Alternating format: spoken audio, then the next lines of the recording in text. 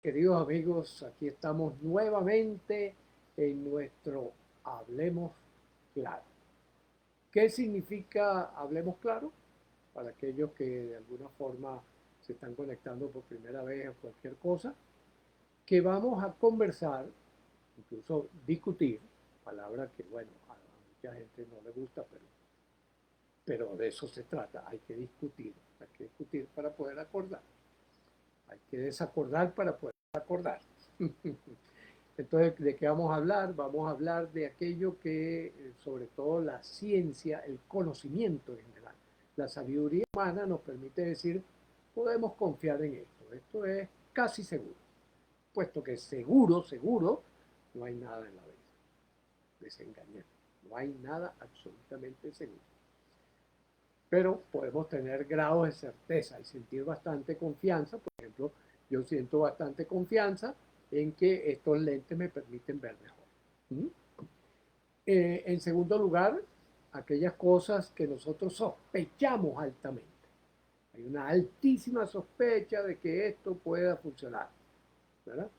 Después está en tercer lugar aquello de lo cual dudamos. Bueno, no estamos muy seguros, puede que sí, puede que no, etcétera, etcétera. Y después, en cuarto lugar, aquello que ignoramos completamente. Mira, de eso sabemos muy poco o no sabemos. Estamos ante el misterio, estamos ante la sorpresa, estamos ante la magia. ¿Ya? Y en el caso del día de hoy vamos a hablar del tema de los duelos. Los duelos. ¿Qué es un duelo?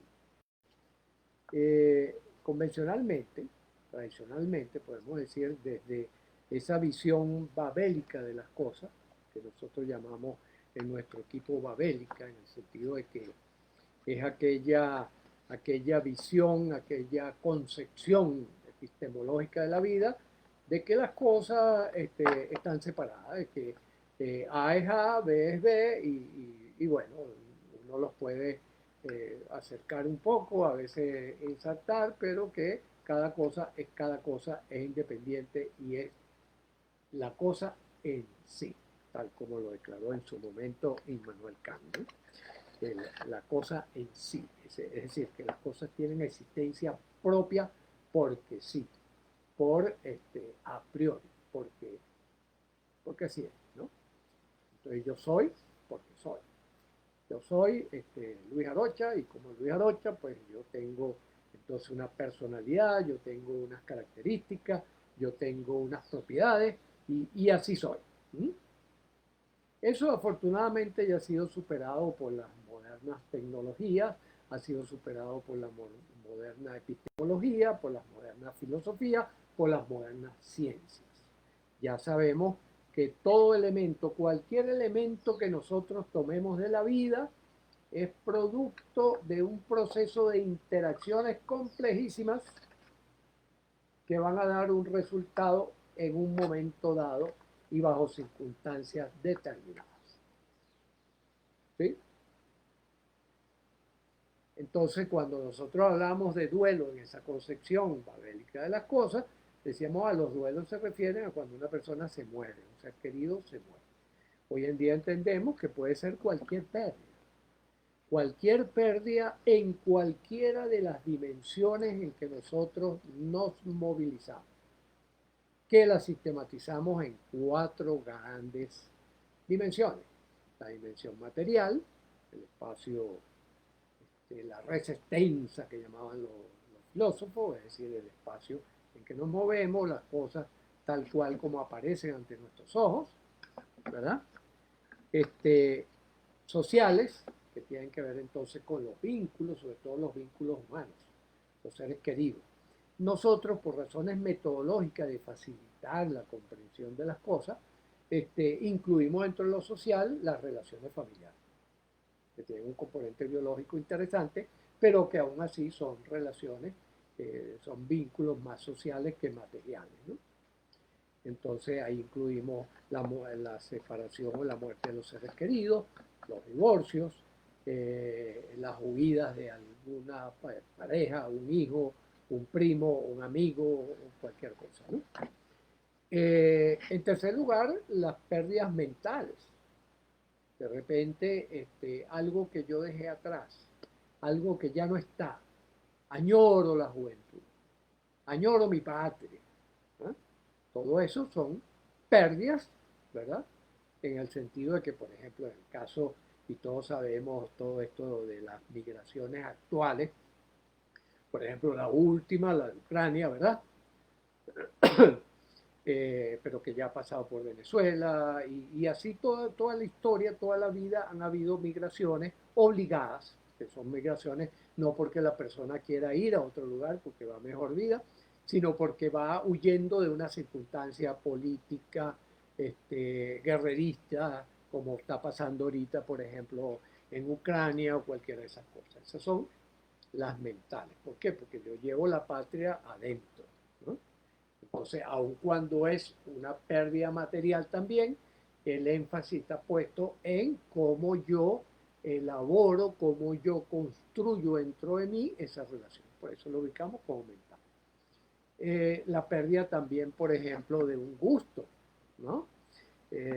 Contaba Charles Darwin, por ejemplo, que él comenzó interesándose mucho en el arte, en la pintura, en la literatura, en ese tipo de cosas, y que con el tiempo, en la medida que fue fabricando una mentalidad científica empírica, una mentalidad científica pragmática, reduccionista, en principio, él decía, extraño aquella época en la cual yo tenía interés por el arte, que ahora no tengo ningún interés por la música, por la pintura.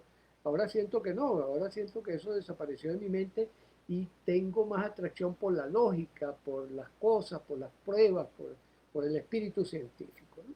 Eso lo narraba él en sus diarios, ¿no?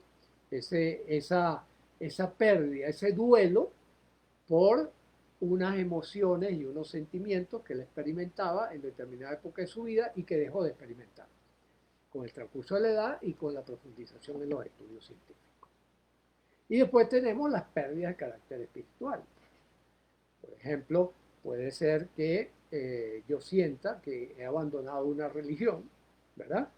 O que, por ejemplo, sea expulsado de una religión porque cambié la concepción, porque cambió cualquier cosa y cambió entonces mi relación espiritual con ese aspecto. De tal manera que las pérdidas pueden ser en cualquier ámbito, en cualquier ámbito. Ahora, ¿qué es lo interesante? Que uno puede armar una secuencia de pasos que van ocurriendo en cualquier proceso de duelo, en cualquier proceso donde arranca uno con una pérdida. Y fíjense, generalmente se comienza con un shock, si la pérdida es repentina, por ejemplo. No es lo mismo que uno vea agonizar a una persona y que uno lo estén preparando, los médicos le hayan dicho, mire, esta persona se va a ir en 2 meses, en 3 meses, entonces la persona se va preparando de alguna forma psicológicamente a que ocurra, por ejemplo, te llamaron por teléfono y te dijeron, un ser muy querido acaba de morir, se estrelló con el automóvil o cualquier cosa. Entonces hay una reacción de shock. Esa reacción de shock también ocurre en los avisados. Ojo. Claro, en el que está avisado, él se va como preparando, entonces podríamos decir que es un mini shock, ¿verdad? Mini choque. ¿Mm? En cambio, en aquella persona que, ¿cómo se llama? Que lo recibe repentinamente, esa etapa de shock puede durar incluso hasta días. Esa etapa de shock es como un primer movimiento que uno realiza. Después viene un segundo movimiento que es entrar en un estado como de confusión, pero ¿qué fue lo que pasó? Todavía no lo tengo claro, todavía me siento, y uno lo ve mucho sí, con los duelos de las personas o con las separaciones repentinas, ¿no? Una persona que uno amaba, con quien tenía una relación de pareja, y uno creía que esa relación estaba muy bien y de repente la persona me dice, me voy, me voy porque no aguanto más, ¿no? Eso pasa muchísimo. Nosotros que hemos trabajado, tanto yo como gran parte del equipo, hemos visto más en el equipo completo hemos visto más yo creo que de 15.000 parejas, ¿no? En todo este tiempo. Y entonces, ¿qué es lo que observamos? esa reacción también de shock, esa reacción de confusión, pero ¿qué fue lo que pasó? Yo no termino de entender. Un abrazo aquí, claro, un gran abrazo, me está mandando un abrazo, pues le respondo el abrazo. Y esa etapa de confusión también puede ser una etapa de horas o puede ser una etapa de días. Eso uno lo va observando según las reacciones que la persona va teniendo, ¿no? Generalmente esa etapa de confusión suele evolucionar a un, digamos, a un reconocimiento de lo que pasó. Entonces, reconozco que sí, reconozco que lo perdí. Perdí el dinero, perdí la pareja, perdí un hijo, perdí un padre, perdí un amigo, perdí, como les digo, perdí una religión, perdí un gusto, como nos relataba Charles Darwin, por ejemplo. Y ese reconocimiento produce reacciones afectivas intensas. Se describe mucho la ira, es decir, se experimenta una enorme rabia y ustedes saben que la ira lo mueve a uno hacia adelante, lo mueve a uno a buscar culpables, lo mueve a uno a atacar. Entonces, bueno, yo he visto desde maldiciones a Dios mismo hasta, no, porque, por ejemplo, en los casos de abandono de pareja, que son muy frecuentes y cada vez son más frecuentes, ojo con esto, son cada vez más frecuentes, sobre todo quejas por parte de la pareja, de uno de los miembros de la pareja hacia el otro, y dice, bueno, me voy, y agarra su corotico y se va. ¿Mm? Entonces, la ira lleva entonces a desarrollar un resentimiento, a desarrollar una rabia tremenda y entonces atacar, echarle la culpa, o a la inversa, entra una enorme tristeza, un enorme malestar porque la culpa se revierte contra uno. Entonces uno, yo lo hice mal, qué terrible. Y entonces viene el llanto y muchas veces también aparece el miedo y ahora qué va a pasar, no estoy seguro, cómo irá a evolucionar todo esto. Y ese malestar está allí dando vuelta y dando vuelta hasta que llega un momento, periodo, que uno dice, acepto que esto pasó. La aceptación. Y la aceptación tiene dos momentos importantes. Un momento que es, entiendo, eso lo hacemos desde aquí, ¿verdad? Desde el cerebro, desde la razón, de que, entiendo qué fue lo que pasó, entiendo que, bueno, que todos nos morimos, por ejemplo, o entiendo que, bueno, que el mercado cambió y quebré, etcétera, etcétera. Y otra etapa de comprensión, que nosotros llamamos de comprensión, que tiene que ver con que yo ahora lo acepto desde el corazón, lo acepto desde los afectos, lo acepto, lo acepto desde mis sentimientos más profundos y digo, bueno, esto es un proceso en el cual comienzo una etapa de resolución.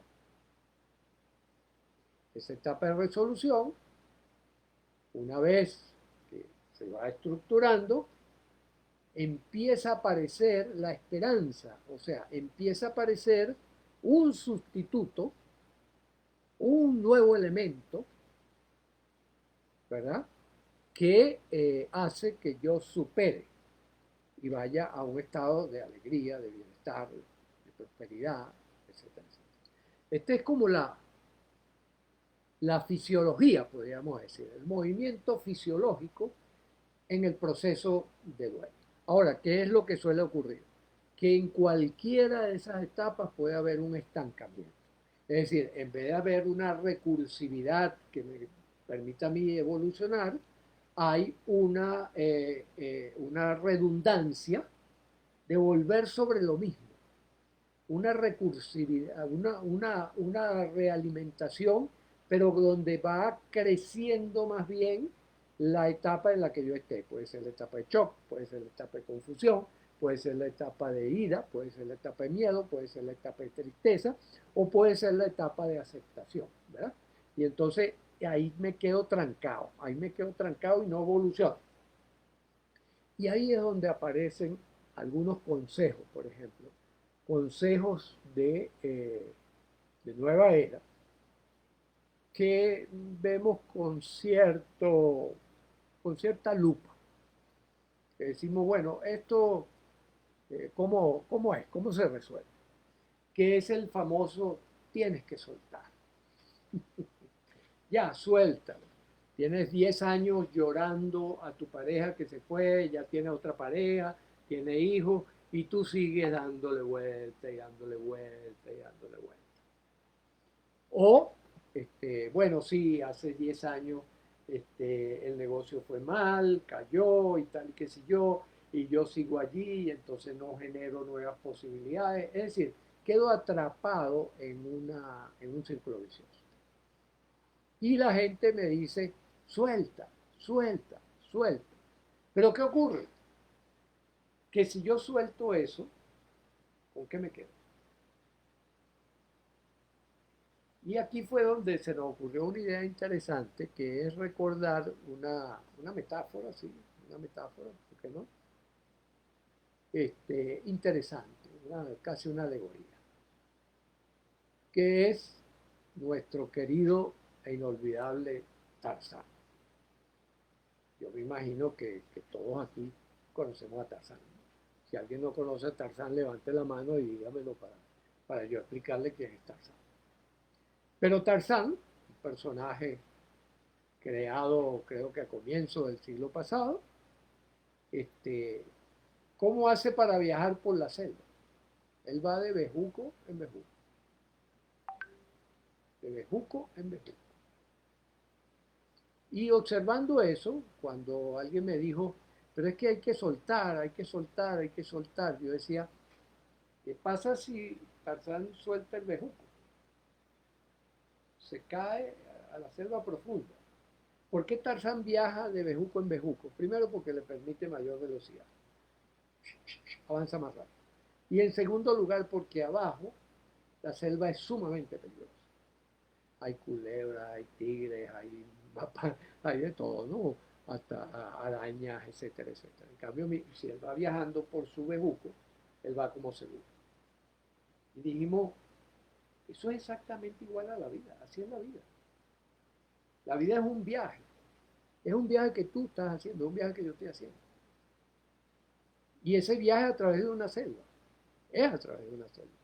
Hay una selva material, ¿verdad? Es decir, por ejemplo, hay terremotos, hay terremotos, hay volcanes, pero también hay, por ejemplo, necesidad de buscar alimento todos los días, hay necesidad de tomar agua todos los días, ¿no? Entonces son realidades materiales que están allí, que es necesario que nosotros cubramos y no siempre es fácil, no siempre es fácil. Eh, entonces, esos peligros, hay peligros sociales, ¿verdad? Hay delincuencia, hay vecinos que opinan diferente, hay personas muy cercanas que piensan y sienten muy diferente a nosotros y con los cuales podemos tener conflictos. Es decir, hay muchos peligros en la vida, ¿ya? Ni hablemos de los peligros espirituales y los peligros mentales. Pero el peligro mental fundamental es cuando yo me quedo pegado. Es decir, cuando yo me quedo con mi liana, con mi bejuco, y lo que hago es únicamente esto y no avanzo. Y es lo que encontramos cuando las personas están conflictuadas. Por ejemplo, cuando en un proceso de pérdida, de duelo, yo me quedo pegado de la ira, del miedo, a la tristeza. Ahí yo estoy y no avanzo, y no avanzo. Entonces, ¿cuál es el peligro? Que me voy a cansar y me voy a caer, o me voy a zumbar. ¿Ya? Entonces, ante esos riesgos, nosotros dijimos, oye, ¿no será que es importante en el proceso de elaboración de duelo que yo me agarre de otro bejuco, de otra liana, para poder soltar esta pérdida y poder seguir avanzando? Y nos pusimos a analizar y efectivamente la cosa funciona. Funciona y bastante bien.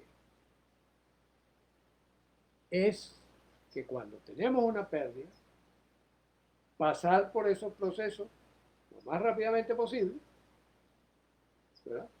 Periodo de shock, periodo de confusión, periodo de aceptación, para ir al periodo de resolución. Pero para ir al periodo de resolución yo necesito tener algo más sólido que lo que perdí. Conceptualmente lo podemos llamar esperanza. Esperanza. Si fue un ser querido, bueno, la esperanza de que yo no me vaya tan rápido ni me vaya con él, sino que primero tenga que hacer otras cosas. ¿Ya? Entonces hay que trabajar eso. Una de las técnicas que nosotros hemos usado con excelentes resultados, que la construimos mientras yo estaba trabajando allá en la Universidad Central de Venezuela, en la Unidad de Comunicación Humana y Terapia Familiar, es lo que llamamos el modelo Neurosol. En el modelo Neurosol, nosotros enseñamos a la persona a que la pérdida es únicamente material. O sea, cuando se trata, por ejemplo, de un ser querido, es una pérdida material. Pero que puede tener una fortaleza espiritual y mental. Si se trata de alguien creyente, es, por ejemplo, bueno, fortalecer el vínculo espiritual que tú puedes tener con la persona que se muere.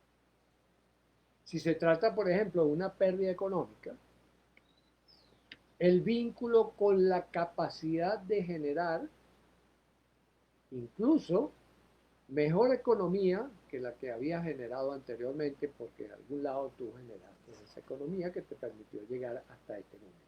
Entonces se trata de rescatar en esa nueva liana más bien competencias que me permitan evolucionar y continuar este viaje maravilloso por la vida. De eso se trata.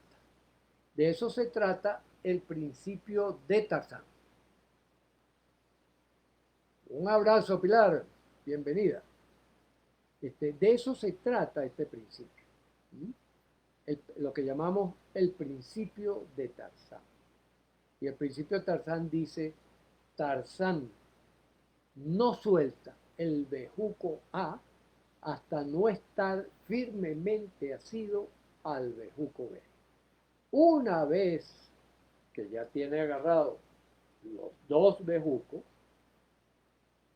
suelta el primero y se va con el segundo a continuar el viaje de la vida. Voy a hacer mención, por ejemplo, del caso que me tocó a mí. El caso que me tocó a mí, que es la migración forzosa. La migración forzosa, salir de un país porque, por razones de que, bueno, si continúas en ese país, tu vida corre peligro por una parte y las posibilidades de desarrollo también corren peligro. Entonces tienes que emigrar a otro lugar donde hay otras costumbres, donde hay otra valoración de lo que uno hace, otra valoración de lo que uno es, ¿verdad? Yo le decía a una persona que me contrató recién llegado para trabajar en una clínica, que yo había pasado de ser general a ser cabo. Y a los 65 años, creo que más o menos esa fue la fecha, 65, 66 años, me tocó que me quitaran las caponas y me pusieron la rayita a cabo después que tenía aquí 3 soles, o a lo mejor hasta 4 soles, ¿no? Entonces de repente quitar esa capona y ponerte 2 rayitas a cabo, ¿no? Bueno, y eso forma parte de las pérdidas. Eso forma parte de las pérdidas. Entonces, claro, ¿qué hacer frente a eso? Ah, bueno, salir rápidamente de ese proceso de aceptación de la circunstancia y decir, bueno, ¿cómo fue que llegué yo a generar? Y agarrar esas competencias. No sé si ya soy general otra vez, pero debo estar por lo menos como coronel. Eso ya lo quieren que jugar son otros, el Ministerio de la Defensa respectivo. Pero actualmente puedo decir, bueno, sí, tengo una vida como de coronel. ¿Mm? ¿Ya? Quizás también general en algunos momentos, todo depende. ¿Y gracias a qué? A eso precisamente. No me quedé allí llorando el baile en el bejuco, sino que, bueno, ¿cuál es el próximo bejuco que tengo que agarrar? El próximo bejuco que tengo que agarrar es recuperar mis competencias que me hicieron llegar a general. ¿Mm? Este, y de esa manera, pues entonces poder reconstituir el viaje cada vez con más elementos de fortaleza. Cada vez con más elementos de fortaleza. Así que bueno, mis queridos amigos, aquí les dejo esto. Y por último, una frase interesante que también dedujimos de toda esta exploración en equipo, en esos equipos transdisciplinarios que tenemos en Neurocodex, que para soltar, para poder soltar, una vez que ya tú tienes agarrado el nuevo bejuco, la nueva liana, para poder soltar el bejuco viejo, hay que liberar el resentimiento. Porque solo una vez que tú liberas el resentimiento es que puedes perdonar. Perdonar o perdonarte. Es decir, soltar auténticamente. Tú sueltas cuando perdonas. Pero para poder perdonar necesitas pasar por la superación del resentimiento. ¿Qué queda dentro de mí? ¿Qué queda dentro de mi corazón? ¿Qué queda dentro de mis sentimientos que yo todavía estoy cargando elementos de un pasado que ya no está? Porque recordemos, una pérdida es algo que ya no está. Es diferente al trabajo que hay que hacer con cuando hay una amenaza que sigue presente. Una amenaza que sigue presente ya es un trauma. Esa es otra cosa. Eso será motivo de una próxima conversación. Por ahora, aquí estamos ante pérdida. Algo que estaba y ya no está. Algo que estuvo tiempo pasado y que por lo tanto yo tengo que dejar en el pasado para seguir evolucionando en la vida, porque la vida es movimiento continuo, la vida es continuas transformaciones una detrás de otra. Recuerde, yo no soy yo. Yo sigo los pasos de la persona que voy siendo. Y tú no eres tú. Tú eres la persona que sigue los pasos que tú vas a hacer. Ojo con eso. Bueno, mis queridos amigos, por hoy nos detenemos acá y, como de costumbre, un abrazo y seguimos avanzando y aprendiendo con el Colegio Neurocodex. Un abrazo.